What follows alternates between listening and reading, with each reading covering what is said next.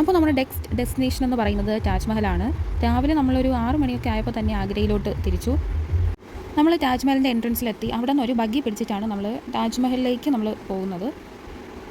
നമ്മൾ താജ്മഹലിലോട്ട് കയറുന്നതിന് മുന്നേ ഒരു ഗേറ്റ് പോലൊരു എൻട്രൻസ് പോലൊരു ബിൽഡിംഗ് ഉണ്ട്.